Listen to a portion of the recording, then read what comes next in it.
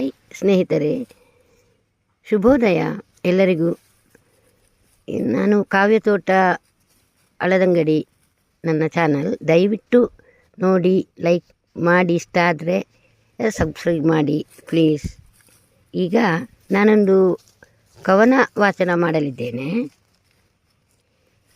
ಪೊಗಳಲೆನಗೆ ಪದಗಳು ಸಾಲದು, ಪೊಗಳಲೆನಗೆ ಪದಗಳು ಸಾಲದು, ಈ ನಮ್ಮ ಕರುನಾಡ ಸೊಬಗು, ಈ ನಮ್ಮ ಕರುನಾಡ ಸೊಬಗು. ಅಂಬರ ಚುಂಬಿತ ತರುಗಳ ಬೀಡಿದು, ಪಂಪರನ್ನರು ಜನಿಸಿದ ನಾಡಿದು, ಪಂಪರನ್ನರು ಜನಿಸಿದ ನಾಡಿದು. ಸುತ್ತಮುತ್ತಲೂ ಹಚ್ಚ ಹಸಿರಿದೆ, ಹರಿವ ಹಳ್ಳವು ನಾಟ್ಯವಾಡಿದೆ, ನದಿಯ ಸಲಿಲವು ಮೋಡಿ ಮಾಡಿದೆ, ನದಿಯ ಸಲಿಲವು ಮೋಡಿ ಮಾಡಿದೆ. ಕಾಡ ಹೂವು ಸೌಗಂಧ ಬೀರಿದೆ, ಕಾಡ ಹೂವು ಸೌಗಂಧ ಬೀರಿದೆ.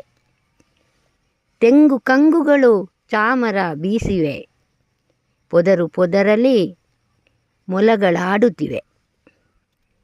ನವಿಲ ಸಂಘವು ನರ್ತನ ಮಾಡುತ್ತಿದೆ, ನವಿಲ ಸಂಘವು ನರ್ತನ ಮಾಡುತ್ತಿದೆ.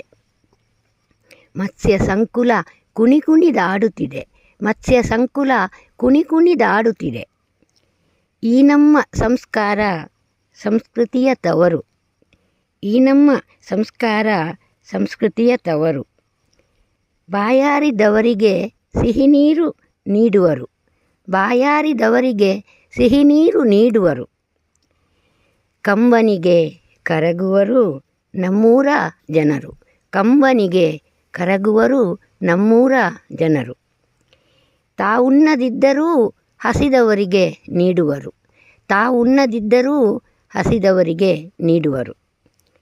ಮರುಳು ಮಾಡುವ ಶಿಲ್ಪ ಕಲೆಗಳಿವೆ, ಸಾಹಿತ್ಯ ಸಂಗೀತ ಮೇಳೈಸಿವೆ, ಸಾಹಿತ್ಯ ಸಂಗೀತ ಮೇಳೈಸಿವೆ.